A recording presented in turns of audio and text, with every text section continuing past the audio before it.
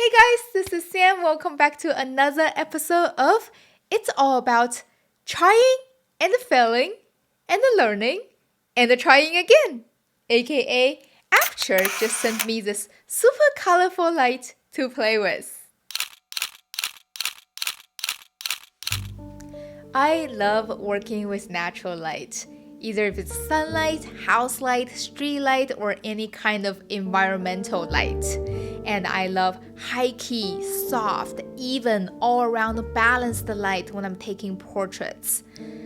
Oh well, that's because I don't have a whole bunch of light to begin with. I shoot mostly with natural light, and that's what I'm mostly familiar with. Therefore, when Aperture reached out to me and said, "Do you want to try our LED light for a photo shoot?" I was like, perfect timing! Time to try something new again. And you guys know how much I love trying new things. They sent me this. This is the Amaran 300C. It is not just an LED light. It is a full color LED light. Oh, this looks so cool. On paper, it is a 300 watt RGB with an output of 26,000 plus lux at 1 meter. But what does that mean though? What can that actually do? Let's jump right into a photo shoot to find out. And spoiler alert, this is not a light review video. I'm sure there are plenty of video out there that tells you the output, the color accuracy, and all that good stuff. This video, I just simply want to share with you my shooting experience with it. I will show you the photos, the scanning and converting process since I shoot film, and this one is specifically a little bit tricky. And then we'll talk about the mistakes I made and what I learned from it. I met up with our model Rosie, and we headed to the same park where I shot the Fuji 400H test. I really liked the water element there. This is the location I had in mind. You have the lake, the grass. I think it looked really nice. Alright, our little cart is loaded up. Now let's go. However, when we got there, the whole park was blocked off for a pumpkin patch. Alright, looks like there's an event going on. Yeah, and the whole park is blocked off. You know, nothing ever goes smooth in this channel. Soon we were able to find another spot. There is no grass, just dirt, but oh well, we'll work with whatever we got. You can see from the video, it was pretty cloudy that day. There are not really much of sunset either. This light is not battery powered, so I brought a small battery for it. I wanted to start with just regular daylight balanced light, but at full blast, my tiny little battery cannot handle the output, so I only tried the color light this time. The color light works just fine at 100% brightness. I didn't know how long it will last us, but hey, adventure time.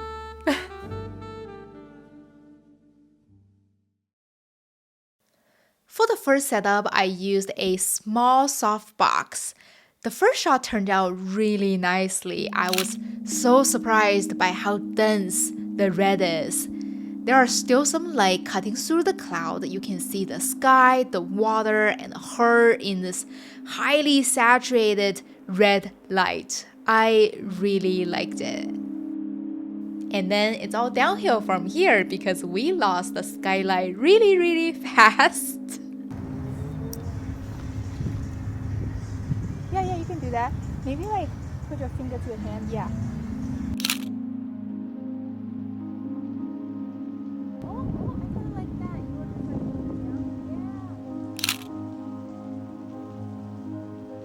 And altogether, we lost the background. Now looking at the photos, I feel like I should have turned the light down or moved the light further away and try to reduce the light ratio and use slower shutter speed and to capture more background, even though there's really not much to work with at this point. And then I experimented with some different colors, some different light angle. Some worked, some doesn't.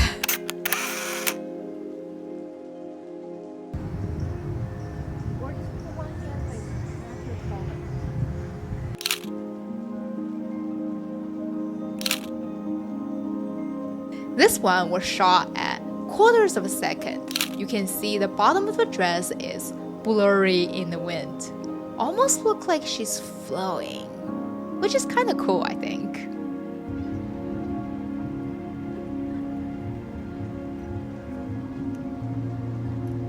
Starting the second row, I tried to light up this whole tree and have a wider shot. I made the mistake of keeping the softbox on. It turned out very dark and very muddy. And then I removed the softbox and changed it to the standard reflector that came with the light.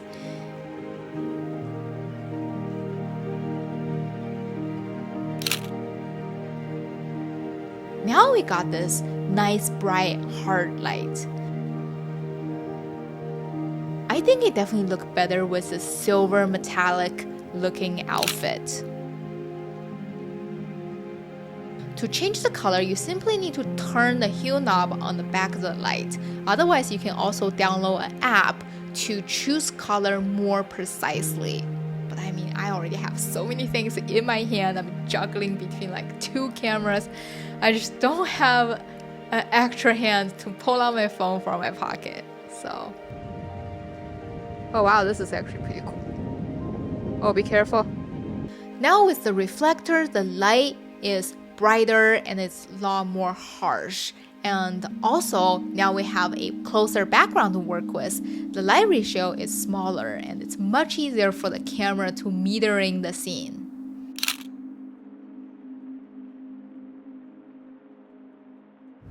Ooh, I kind of like this blue.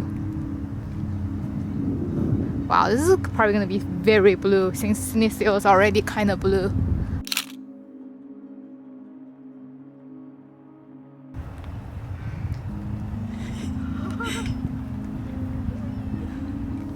They're like ghost hunters or something. What's interesting about using a color light is, for example, look at this shot. Oh, this looks so cool! I used a yellow colored light, but since we're shooting on Cinestill 800T, it's a cooler temperature stock, and the warm light actually canceled out the blue tone. And now this shot almost looks daylight balanced. Does that make sense? This doesn't look quite blue. Oh, that's too bright. Another example, depending on how I convert the negative, the photo can look like this. Low saturation, a bit purple cast in the shadow.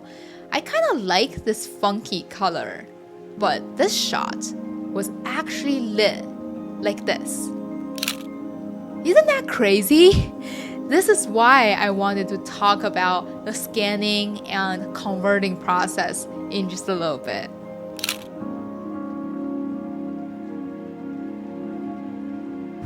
Let's do the red again. You know what? Let's just go back to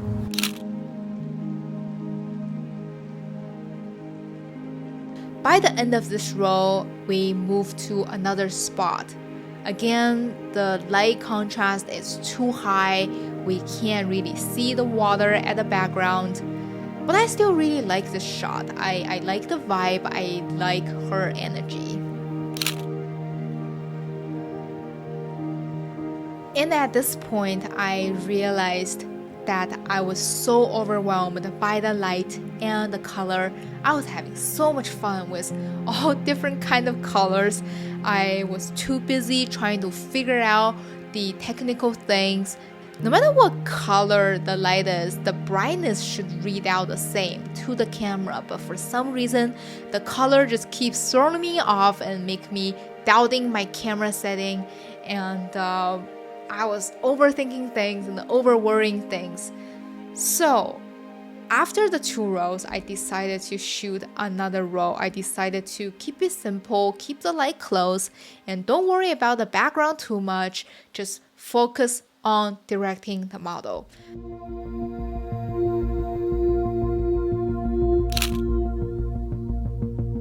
All right, go back to that where we had before. Yeah.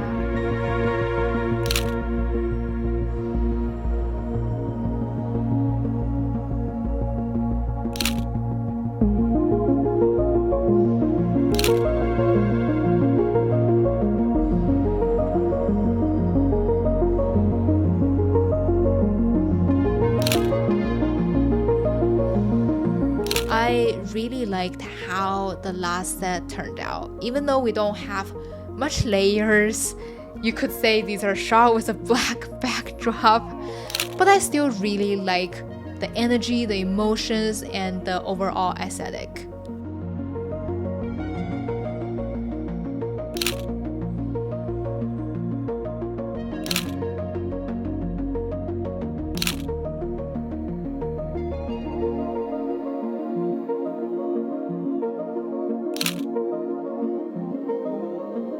Cross your arm back. Yeah.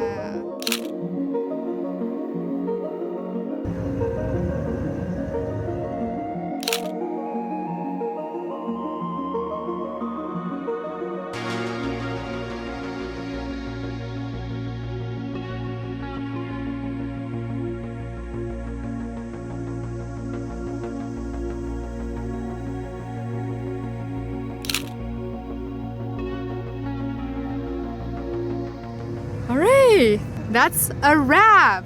Alright. Our model Rosie did a great job. Thank you again. Thank you so much, Rosie. I can't believe the battery is still holding up. Yeah, it works great. We still have like 37% of battery. Alright, we just got the film. Not gonna lie, looks a bit scary because some of these look quite... I guess we're fine. I don't know. Now let's talk about the scanning and the converting process.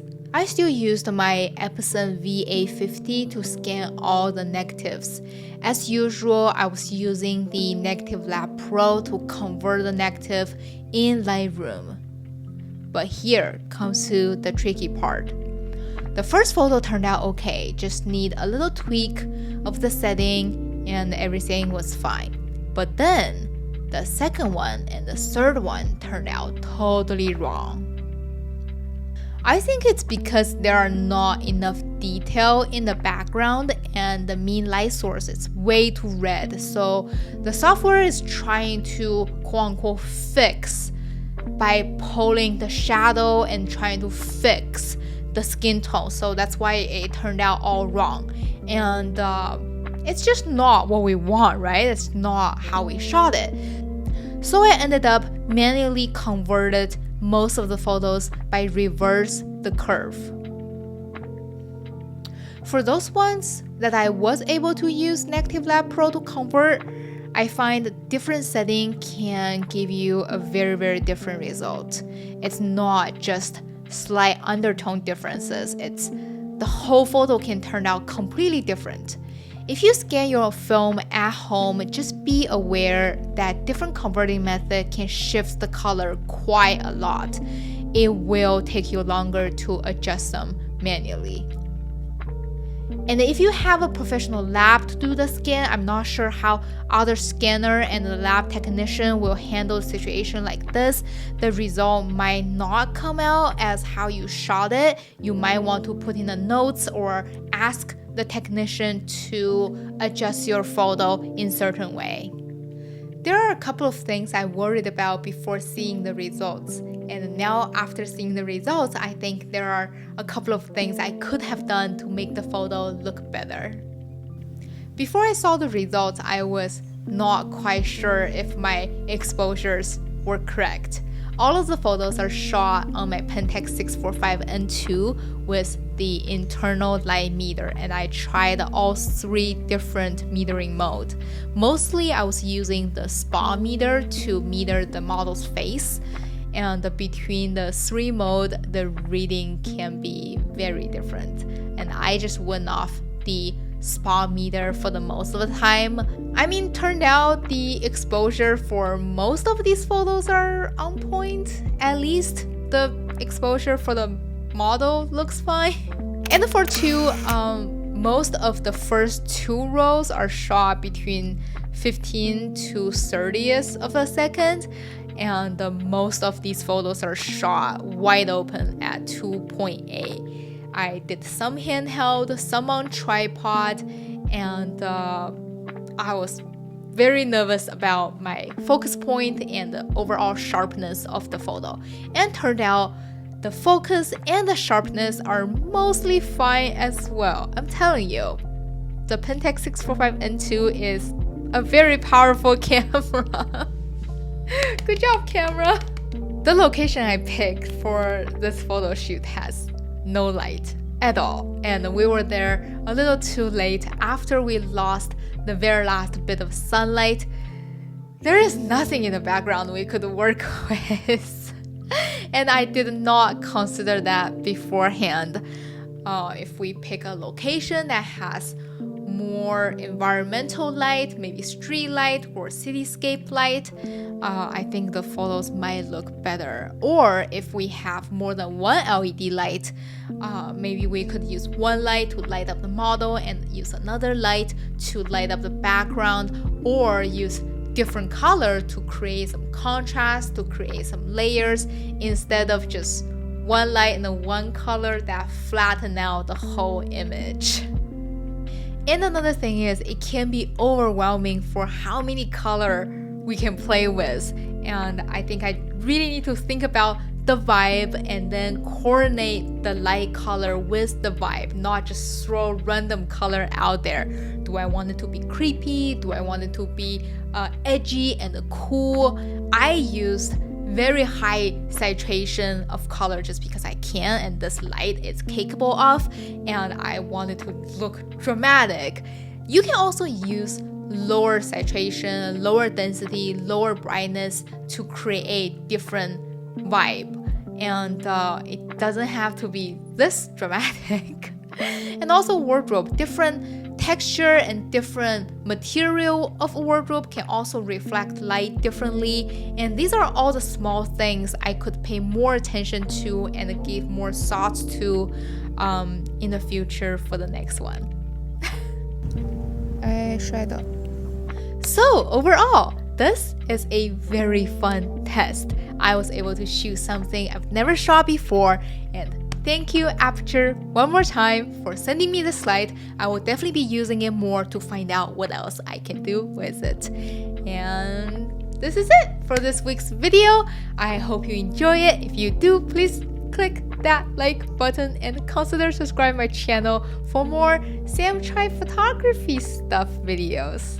And this is Sam. I will see you next time. Bye!